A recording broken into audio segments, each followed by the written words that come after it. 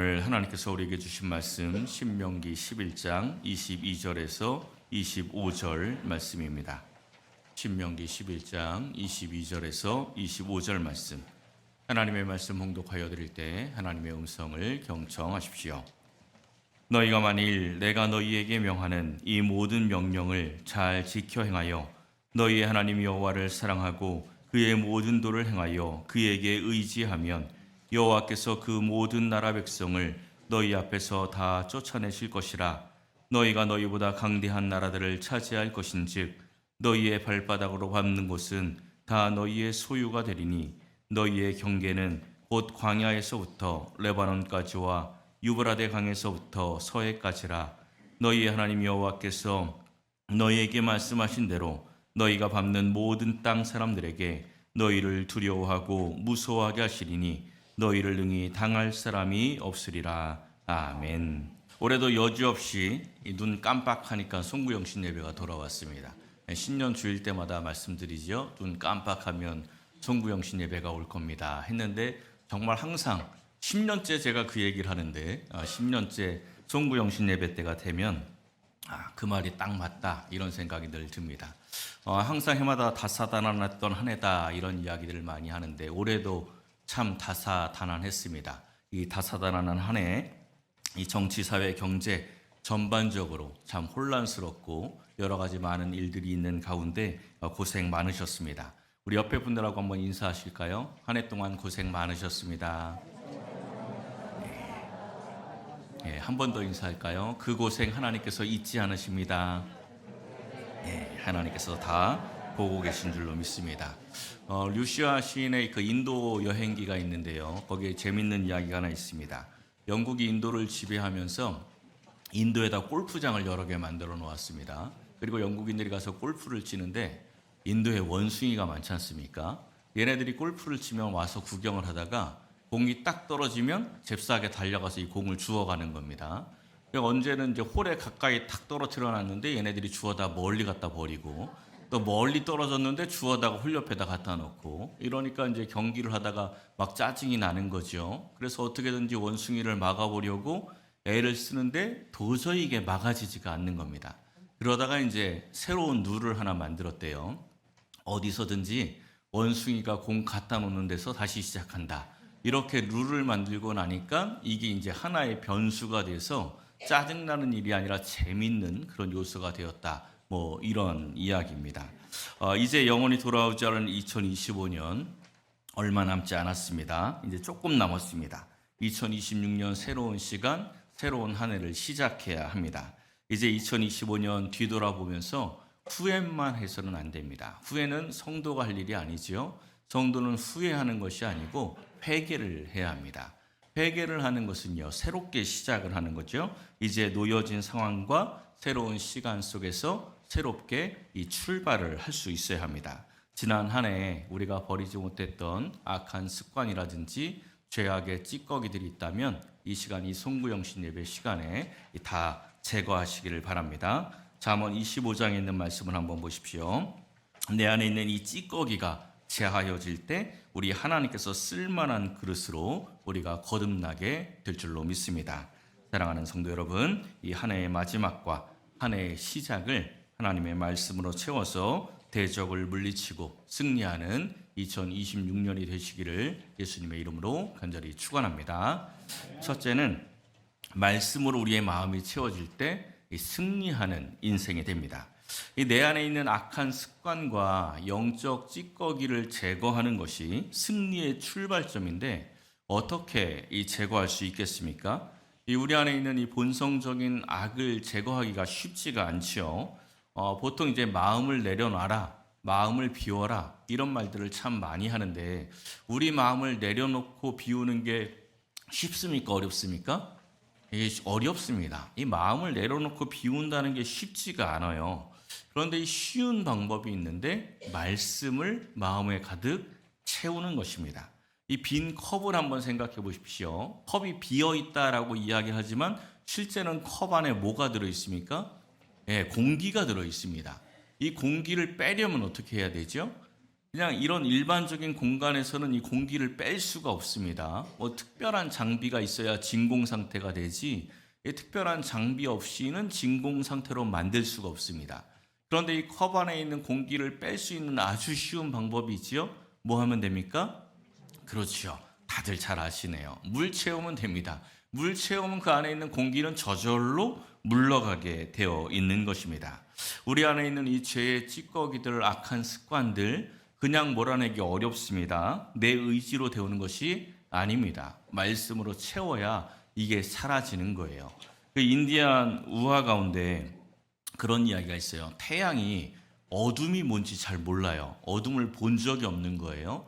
그러니까 별이 태양한테 야, 내가 너한테 어둠을 가르쳐 줄게. 저 동굴 안에 들어가면 어둠이 있으니까 가서 보자 하고 태양을 데리고 동굴로 들어갔대요. 어둠을 봤을까요? 못 봤을까요? 예, 못 보죠. 왜? 예, 태양이 들어가니까 어둠은 물러가는 겁니다. 그와 똑같은 것입니다. 하나님의 말씀이 우리 안에 들어오면 저절로 악은 물러가게 되어 있습니다. 저절로 이 죄의 습관들은 사라지게 되어 있다는 것이죠. 오늘 본문 바로 앞에 있는 18절부터의 말씀을 보십시오. 이 말씀이 신명기 6장에 나오는 쉐마의 말씀하고 똑같은 말씀입니다. 이 쉐마의 말씀 중에서 제일 중요한 포인트가 어디에 있습니까? 여기 노란색 쳐놓은 그 이야기죠. 뭐라고 써 있어요? 너희는 나의 이 말을 너희의 마음과 뜻에 두고. 이게 중요한 포인트입니다. 뒤에 나오는 이 손목에 메어서 기호를 삼고 미간에 붙여 표를 삼고 항상 말씀을 가르치고 배우고 집 문설주와 바깥문에 기록하고 이 모든 이유가 뭐예요? 하나님의 말씀을 마음에 두기 위해서. 근데 이스라엘 백성들은 하나님의 말씀을 마음에 두지는 않고 뒤에 있는 것만 열심히 했지요. 이 중요한 포인트를 놓치면 안 됩니다. 하나님의 말씀을 마음과 뜻에 둘 때 이 사탄의 세력이 물러가고 영적 전쟁에서 승리하는 인생이 되는 것입니다. 21절과 22절 시작과 끝을 보세요. 그리하면 이렇게 시작하고 마지막에는 의지하면 이렇게 끝이 납니다. 뭐뭐하면 이게 반복되죠. 하나님의 말씀을 마음과 뜻에 두면 이렇게 행하시겠다 이런 말씀입니다. 어떻게 행하실지 23절 말씀을 보십시오. 주변에 있는 모든 나라들 그 대적들을 너희 앞에서 다 쫓아내실 것이다 이렇게 말씀을 합니다. 이 신명기서는요, 이스라엘 백성들이 이제 가나안 땅을 눈앞에 두었을 때 하나님께서 모세를 통해서 주셨던 그런 말씀입니다. 하나님의 말씀을 마음에 새기고 있으면 약속의 땅에 들어갔을 때 모든 대적들을 물리치고 승리하여서 하나님의 나라를 이루게 될 것이다 이런 약속입니다. 그러니까 이 성도는 이 세상에 나가서 살아갈 때 이 세상에 있는 힘을 가져야 승리하는 인생이 되는 것이 아닙니다. 눈에 보이는 전쟁 이전에 영적 전쟁에서 승리해야 이 세상에서도 승리하는 인생이 되는 거죠. 가장 본질적인 전쟁, 이 영적 전쟁의 가장 중요한 무기가 하나님의 말씀이 되는 겁니다. 에베소서 6장에 있는 말씀을 보세요.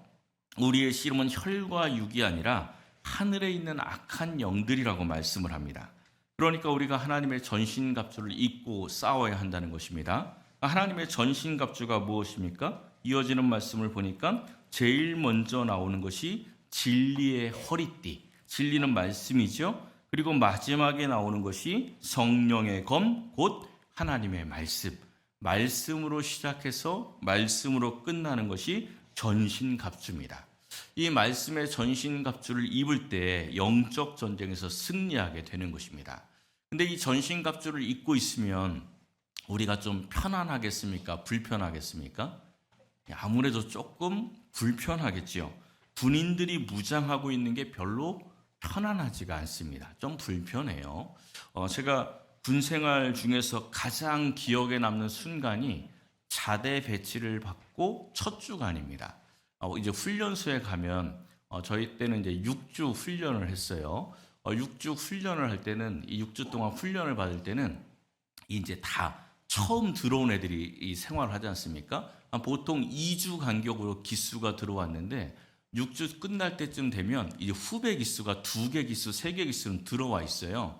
그러니까 6주 끝날 때쯤 되면 군 생활 다 한 것 같아요. 막 고참 같고 이제 군생활 끝났구나 막 이런 마음이 들어요. 근데 6주 끝난 거예요. 이제 자대 가면 이제 지옥, 그야말로 지옥이 시작이구나 이걸 깨닫게 되는 거죠. 자대 배치를 딱 받고 이 첫 주를 잊지 못하는 이유가 있습니다. 자대에 딱 가고 나서 일주일도 안 됐는데 굉장히 큰 훈련이 이 부대에 있었어요. 근데 이 큰 훈련을 하는데 제가 있던 곳이 장갑차 부대였는데 이 큰 훈련을 할 때 내무반에 있는 모든 것들을 다 옮깁니다. 내무반에 있는 그러니까 뭐 군장이라든지 총 이런 것만 옮기는 게 아니고 일상적인 생활용품까지도 싹 옮겨요. 그래서 완전히 부대가 이사를 가는 그런 훈련을 합니다. 처음에 이 첫 훈련할 때 이 큰 훈련이 딱 떨어진 거예요. 그러니까 완전 군장을 하고 또 더블백에다가 짐을 다 싣고 이래가지고 장갑차까지 옮겨가서 실어야 되는데 문제가 뭐냐면 우리가 있는 이 내무반에서 장갑차 호까지 올라가는 길이 힘들어요. 산 중턱에 있습니다. 산 중턱까지 완전 군장을 하고 더블백을 메고 거기 가서 올려야 되는데 이 무게가 40kg가 넘습니다. 그걸 메고 산에 올라가니까 얼마나 힘들어요. 더군다나 쫄병들은 한 번만 가면 안 돼요. 내무반에 짐이 많지 않습니까? 그러니까 2번에서 3번은 뛰어서 왔다 갔다 하면서 짐을 옮겨야 하는데 아주 결정적인 문제점이 뭐였냐면 상황이 화생방 상황이었습니다. 화생방이 뭔지 아시죠? 적이 이 화학 공격을 했다 이런 상황입니다. 그러니까 뭘 쓰고 있어야 돼요? 방독면을 쓰고 40kg를 넘는 짐을 옮겨서 산 중턱까지 옮기는 걸 2번, 3번을 해야 하는 겁니다. 더군다나 이등병은 뛰어다녀야 돼요. 방독면을 쓰면요 숨이 잘 안 쉬어집니다. 그리고 판초우이라고 천막대기 같은 걸 다 뒤집어 쓰고 있어야 돼요. 덥지요, 땀나죠, 방독면 때문에 숨은 안 쉬어지죠. 이게 너무 힘든 거예요. 근데 이제 2번까지는 잘 갔는데 마지막 3번째 짐을 지고 올라가는데 산 중턱쯤 가니까 숨이 안 쉬어져요. 이 방독면 때문에 이게 호흡이 안 되는 겁니다. 정신이 아득해져요.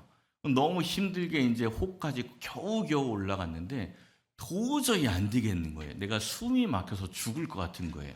근데 이게 화생방 상황이니까 짐을 내려놓지도 못합니다. 방독면도 벗지도 못하지요. 근데 숨이 막혀서 죽을 것 같아서 도저히 안 되겠다. 내가 이거 벗어서 맞아 주구나. 그냥 숨을 못 쉬어서 숨 막혀 죽나. 어차피 죽는 거 똑같으니까 숨이라도 쉬고 죽자 하고 방독면에 손이 딱 가고 있는데 옆에서 뭐가 휙 날아갑니다. 딱 봤더니 내 동기가 나랑 똑같은 상황이었던 거예요. 얘가 나보다 몇 초 앞서서 방독면을 벗은 거죠. 그러니까 고참이 그걸 뭐 발로 뻥 차가지고 얘가 휙 날아서 떼굴떼굴 굴러간 겁니다. 그걸 보고는 그냥 숨 막혀 죽자. 그리고 안 벗었어요. 다행히 죽지는 않아서 지금 여기 이렇게 서 있습니다. 이게 참 쉽지 않은 상황이죠. 이 방독면 때문에 참 너무나 힘들고 죽을 뻔했는데 이 원수 같은 방독면이 너무 고마울 때가 있었습니다. 언제였을까요? 유격훈련 가서 화생방실 들어갔을 때. 이 화생방실 들어갔을 때는 이 방독면 벗으라고 해도 안 벗습니다. 그거 벗었다가 죽어요. 그냥 쓰고 있어야지 숨을 좀 막히는 게 낫지 이 방독면 벗었다가 거의 이제 죽는 그런 상황이 생길 수가 있는 겁니다. 사실 방독면뿐 아니라 그 산에 올라가면서 힘들게 옮겼던 그런 군장들이라든지 그 짐들은 실제 전시 상황을 만났을 때는 반드시 필요한 것들입니다. 그게 있어야 싸울 수가 있어요. 훈련 중에는 숨이 좀 막힌다고 이 방독면을 좀 벗고 싶었는데 만약에 진짜 전시 상황이었고 진짜 화생방 공격이 있었던 상황이라고 생각해 보십시오. 방독면을 벗을 생각을 했을까요? 안 했을까요? 안 하죠. 아무리 숨쉬기 힘들다고 해도 방독면 벗지 않았을 것입니다. 하나님의 전신갑주, 진리의 허리띠, 의의 호심경, 복음이 준비한 신, 믿음의 방패, 구원의 투구, 성령의 검, 곧 하나님의 말씀, 평소에 우리를 좀 불편하게 할 수 있습니다. 때로는 이 세상에서 마음대로 사는 사람들 틈에 있을 때는 숨이 막혀가지고 내가 이렇게 신앙생활 해야 하나? 이런 생각이 들 때도 있다는 거예요. 근데 언제 힘을 발휘합니까? 우리가 정말 어렵고 힘든 상황을 만났을 때, 영적 전쟁이 필요한 상황을 만났을 때 이것들이 큰 힘을 발휘하게 되는 것입니다. 사랑하는 성도 여러분, 올 한 해도 이제 몇 분 남지 않았습니다. 짧은 시간 남았지만 지난 세월을 돌아보면서 내 안에 가득 차 있던 거짓과 위선, 또 시기와 질투, 미움과 분노, 이 탐욕과 같은 이 사탄이 주는 이 못된 마음들을 말씀으로 쫓아내시기를 바랍니다. 이제는 죄악의 옷을 벗고 이제 하나님의 전신갑주를 입어서 2026년 새해에는 날마다 승리하는 한 해가 되시기를 예수님의 이름으로 간절히 축원합니다. 두 번째는 말씀으로 사는 자는 밟는 곳을 이 꽃이 피게 하십니다. 24절 말씀을 보세요. 발바닥으로 밟는 곳을 다 정복하게 될 것이다 라고 말씀을 합니다. 여기서 이 정복은 세상의 정복과는 다릅니다. 세상이 정복하면 피와 약탈이지요. 고통입니다. 그런데 말씀이 정복되는 것은 발걸음이 닿는 곳마다 문명이 꽃피고 변화의 역사가 일어나게 됩니다. 요즘은 좀 레벨이 떨어지긴 했지만 이 선진국 대열에 있는 나라들 중에 이 북유럽의 여러 나라들이 있죠. 스웨덴이나 덴마크, 노르웨이, 핀란드, 아이슬란드 같은 그런 나라들이 다 이 선진국 대열에 있던 나라들입니다. 그런데 이 나라들이 바이킹 시대라고 불렸던 8세기에서 11세기는 별명이 북쪽의 악마들이었습니다. 그러니까 아주 야만인들이었죠. 근데 11세기를 거쳐가면서 이들에게 복음이 들어갑니다. 그리고 변화가 일어나면서 문명인으로 바뀌게 되었죠. 물론 역사적으로 여러 가지 평가가 있을 수 있겠지만 복음이 들어가기 전과 후가 완전히 사람들이 변하게 되는 것들을 우리가 역사를 통해서 알 수가 있습니다. 이게 복음의 능력이죠. 그런데 이 밟는 땅이 꽃이 핀다, 밟는 땅이 새로운 땅이 되고 소유가 된다. 이 말씀을 이해하는 데 있어서 중요한 부분이 있습니다. 이 새로운 땅을 밟기 위해서 먼저 해야 할 일이 있습니다. 뭘 해야 합니까? 옛날 땅에서 떠나야 돼요. 옛날 땅을 떠나야 새로운 땅을 밟을 수가 있는 겁니다. 사실 이 성경이 말씀하고 있는 믿음의 삶은 옛 땅에서 떠나 새로운 땅을 밟는 것이 믿음의 삶입니다. 대표적인 사람이 아브라함이죠. 믿음의 조상 아브라함은 하나님께 택함 받고 하나님께서 제일 먼저 하셨던 말씀이 바로 이 말씀입니다. 너의 고향과 친척과 아버지의 집을 떠나서 내가 내게 보여줄 땅으로 가라. 떠나라는 것이죠. 뭐에서 떠나라고요? 고향과 친척과 아버지의 집. 아브라함의 이전의 모든 삶에서 떠나라, 이런 말씀입니다. 아브라함이 살던 고향이 갈대아 우르입니다. 우상 숭배의 땅입니다. 하나님께서 그 악한 세상과 이 아브라함이 분리되기를 원하셨습니다. 아브라함이 순종했기 때문에 믿음의 조상, 복된 조상이 될 수가 있었던 거죠. 우리도 이제 새롭게 맞이할 2026년을 약속의 해, 새로운 땅, 새로운 해로 만들기 위해서는 반드시 떠나야 합니다. 어떻게 떠나야 하는지를 보십시오. 12장 4절을 보면 아브라함이 떠났는데 어떻게 떠났습니까? 여호와의 말씀을 따라갔고, 하나님의 말씀을 따라가야 이 세상에서 떠날 수가 있습니다. 떠날 때는 뒤돌아보아서는 안 됩니다. 소돔과 고모라가 멸망할 때 뒤돌아본 사람이 있죠. 누가 뒤돌아봤습니까? 롯의 아내. 똑같이 멸망의 땅에서 멸망의 도시에서 떠났는데 한 사람은 완전히 떠났지만 한 사람은 뒤돌아보아서 소금 기둥이 되고 말았습니다. 2025년 후회가 되는 일이 있더라도 이제 뒤돌아보지 마시고 떠나시기를 바랍니다. 미련 두지 마시기 바랍니다. 이 세상이 점점 어려워집니다. 기후 위기는 생각보다 훨씬 더 심각한 상황입니다. AI의 등장이 인류를 어떻게 끌고 갈지 아무도 알지 못합니다. 예측할 수 없어요. 그야말로 인류의 앞날을 알 수 없는 그러한 시대입니다. 하나님께서 아브라함에게 떠나라고 말씀하신 후에 내가 내게 보여줄 땅이라고 말씀했는데 그 땅이 어딘지 모릅니다. 히브리서 11장에 보면 아브라함이 순종을 했는데 어디로 갔다고 이야기합니까? 갈 바를 알지 못하고 갔다. 갈 바를 알지 못하는데 믿음으로 나아갔다는 것입니다. 아브라함이 그렇게 순종할 수 있었던 이유는 하나님의 말씀을 따라갔기 때문에, 하나님의 말씀을 붙들었기 때문이죠. 창세기 12장 1절부터의 말씀을 다시 한번 보십시오. 하나님이 아브라함을 부르니 아브라함이 세 가지를 포기했습니다. 고향과 친척과 아버지의 집을 포기했습니다. 아브라함이 세 가지를 포기하니 하나님께서도 세 가지를 약속해 주셨죠. 땅과 민족과 복입니다. 하나님께서는 우리가 포기한 만큼 우리에게 주십니다. 왜냐하면 사람에게는 각자의 그릇이 있습니다. 자기의 그릇이 있는데 그릇 안에 다른 것들로 채워져 있으면 그 그릇을 또 다른 것으로 채울 수가 없는 거예요. 내가 40kg를 들고 갈 수 있다고 생각해 보십시오. 한 손에는 흙덩어리가 20kg가 있고 한 손에는 쓰레기가 20kg가 있어요. 근데 누군가 나에게 금 20kg를 주면 어떻게 해야 합니까? 얼른 버리고 그거 받아야지요. 내가 이것밖에 못 들고 있는데 그거 나 더 이상 못 들어야 하고 이거 붙들고 있으면 그건 바본 거예요. 하나님께서 우리에게 주시는 축복이 있는데 우리가 이 세상의 헛된 것에 매여서 그거 내려놓지 못하면 하나님이 주시는 축복을 받을 수가 없습니다. 그러니까 버릴 때 버려야 하는 것이죠. 베드로가 모든 것을 버리고 예수님을 따른다라고 말씀을 했을 때 예수님께서 베드로에게 이렇게 말씀하셨습니다. 내 이름을 위하여 이 모든 것들을 버린 자마다 여러 배를 받고 또 영생을 상속하리라. 이 세상의 것들을 포기할 때 하나님께서 하나님의 것을 우리에게 주십니다. 아브라함이 이 자신의 것들을 포기하고 하나님이 주시는 것을 받을 때 그가 축복의 통로가 된 것처럼 우리도 하나님의 말씀을 따라 살아갈 때 이 세상에서 복의 근원된 자로 축복의 통로가 될 줄로 믿습니다. 혹시 지금 우리가 살고 있는 터전이 이 삶의 자리가 척박하여서 사막과 같을지라도 절망하지 마시기 바랍니다. 성령의 바람이 불고 말씀의 씨앗이 우리의 삶의 터전에 떨어지면 자신도 모르는 사이에 광야가 꽃밭이 되고 또한 푸른 초장이 될 수가 있습니다. 이사야서 35장에 있는 말씀을 보십시오.